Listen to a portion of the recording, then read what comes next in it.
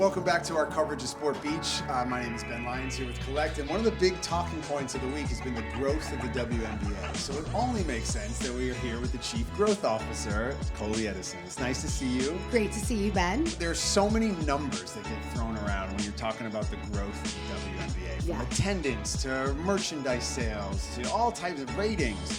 What numbers do you really kind of key on to really determine the growth and what's working for the W? Yeah, I think the number that I'm most focused on in the past year has been viewership. And we are now at 140% year over year. The game we just had last Saturday, where Caitlin scored 9 points in 31 seconds, peaked at 2.8 million on ABC, our third most watched game ever. But the reason that it mattered is because it contributes to the growth in a major way. Last year, we were all about driving tune-in, and that enabled us to secure the largest ever media rights deal for women's sports property at $2.2 billion. Colie's one of those people in my life, I tell her all the time, she's the coolest job, I think, in sports, right? You get to grow the WNBA, which is having this historic run. What are the challenges you face on a day-to-day? There's so much to do, so much you want to do. You're expanding, taking on new cities, bringing in new fans, servicing the old ones. Like, what is the thing that kind of gets you going and focused every day? Yeah, I think, there's driving the new business, but I also think it's servicing the existing sponsors and making sure that we are delivering a premium product every step of the way. So whether it's our in real life WNBA Live fan festival, or it's just the product on the court, which, by the way, is driving this entire thing. I wouldn't be here telling this story if we didn't have the best basketball in the world being played by 156 of the best basketball players right there on the court. I love that it's now 156. I know, right? I caught myself the other day because I said 144 in some interviews. Like, oh, no, wait, it's 156. Yeah. And then it's going to keep going. It's going to be 168. It's going to be 180. Yeah. What are your thoughts on just expansion right now, and what can we expect from these teams in Portland and Toronto? Yeah, listen, I think with the Valkyries, the stats are amazing, right? Selling out 10,000 season tickets before they ever played a game.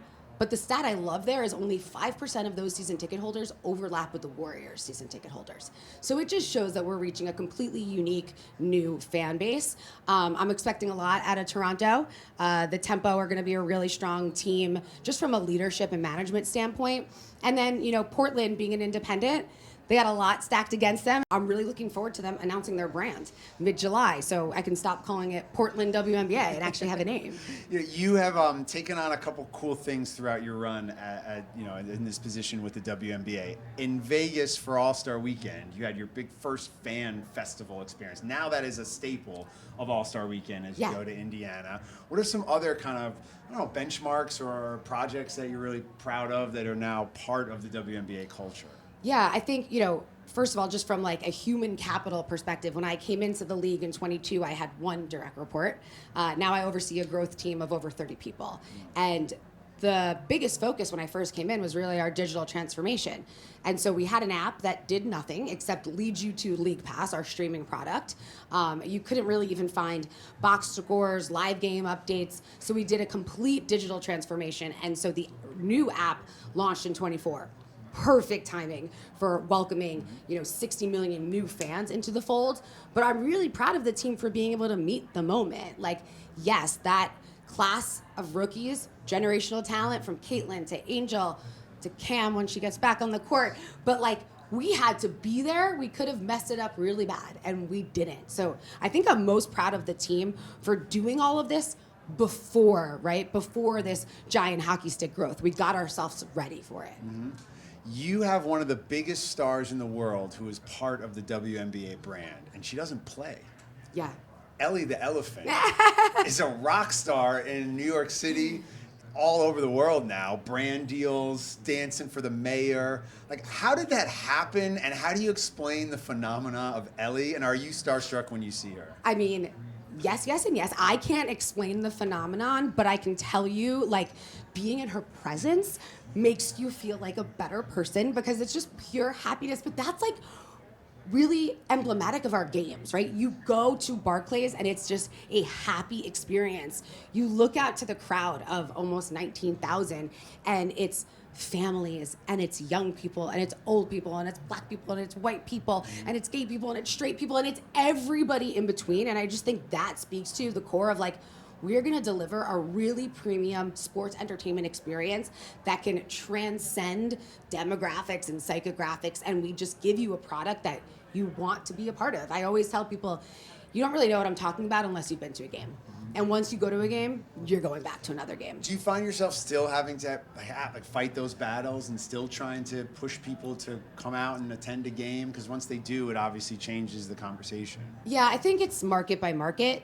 Unfortunately, some of our arenas, Atlanta can only hold 4,000 people, like 3,800, 25 I went people. to a Dream game last year, and it was a vibe. Like, Yes. it was a great time. And I there. went to a Dream game earlier this season where we packed out State Farm. We got to move to, where the Hawks are playing. So like that's what we're doing to accommodate the new fan. I will tell you, Sport Beach here, everybody gets it, right?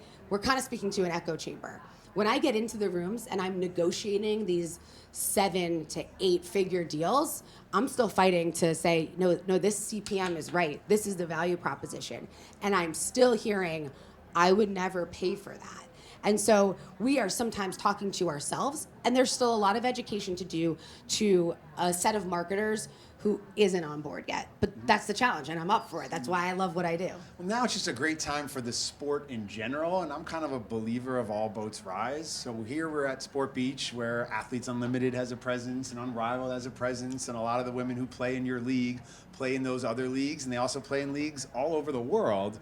So just kind of, I don't know, as a fan of the game and a fan of the business of the game, how do you and the W look at all these other kind of great opportunities for the best athletes in the world to hoop? Yeah, like amazing. So we talk about the rise of women's sports, but I really just talk about the rise of women's basketball.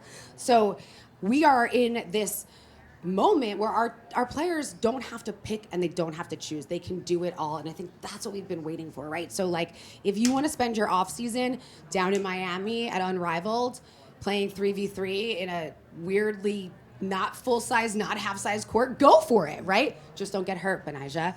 But like, go for it. And if you want to play in AU, go for it. We really just want to support the players. I think that's like the core of who we are. We would not be here without the players. So my take on it is, you're actually helping us build household names. That's going to help when you're playing for our league. So go do you, get your bag. And whether that means like in the off season, you're just doing commercials, right? Or like you're making appearances or you're speaking at conferences. We need to support these players in whatever way we can, and that's my viewpoint on it. And I feel like that's kind of your big responsibility, is working with brands to find ways to support the players and support the league. For our audience at home that isn't familiar, sort of break down sort of the structure with your closest partners and how you're able to, really activate them to not only support the game now, but to grow it for future generations. So our Changemakers platform is a collective of purpose-driven organizations who really partner in a two-way partnership with the league. So we're delivering all the marketing benefits you could ever imagine, the on-court presence, the TVCs, all of that good stuff. And then it's how do we partner to grow and transform the league and the lives of the players and then the fans and the communities in which we play. So partners like Deloitte, AT&T, Nike, CarMax, Google, and Ally Financial, I got them all, play a key role in that. One of the biggest things we started last year was partnering with Voice in Sport, which is a digital mentorship platform that actually our athletes, 16 of them, have been trained, paid professional mentors who are mentoring each year 50,000 girls. And the goal, the objective is to keep girls in sport, because at the age of 14, girls are dropping out 2 times the rate of boys. That's not just the next generation of players, that's the next generation of fans. And so we have to break that cycle. And that's where partners like this can really step in and make change. And that's why there are change makers. One thing that really helps build fandom and keep audiences engaged is collecting. I'm working with Collect now, and it's kind of changed my perspective on watching games. And I'll watch a game, I'll go, wow, Stewie went for 40. Like, where are her sneakers going? Where are the jersey? Like, as a fan of the W, what are some of your maybe most desirable collectible moments, or is there anything you'd love for your office just as a fan? Oh my God, what would I love for my office? I mean, actually, I think I was at Sabrina's first game last season, or maybe it was when she went for over 40, and I didn't even get to watch the game because I took my kids to the game, and now they're 3 and almost 6, but at the time they were 1 and 4, and so.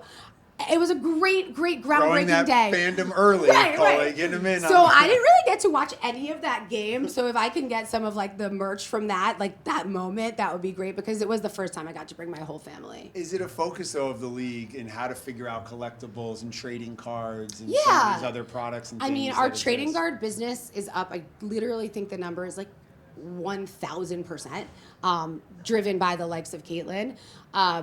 But you know, it's all about how do we service the players. And so I can't talk much, but we are in the middle of a CBA negotiation, and I hope that what comes out of that is a way that the players can maximize their opportunities through collectibles, and you know, really a way that they can drive more fan engagement. Sport Beach, all about the future of sports and trying to continue to grow sports and figure out the greatest trends that are happening now in the industry. 10 years from now, where would you like to see the WNBA? 10 years from now, I would like to be able to say this is not women's basketball, this is just basketball, right? And so we're just going to have a conversation about basketball. And we're not going to say women's sports is on the rise. Sports is on the rise, right? Because at the end of the day, we're playing with the same, maybe not the exact same ball, maybe not the exact same three-point line, but the game is the game. And I want to get to a point where I just talk about basketball and you have to ask me, NBA or WNBA? Love it. I think we are well on our way thanks to the work you're doing with the W, and it's been awesome to be able to pick your brain about it because, like I said, coolest job in sports. Here with Colie Edison, the Chief Growth Officer for the WNBA at Sport Beach. Appreciate you all watching.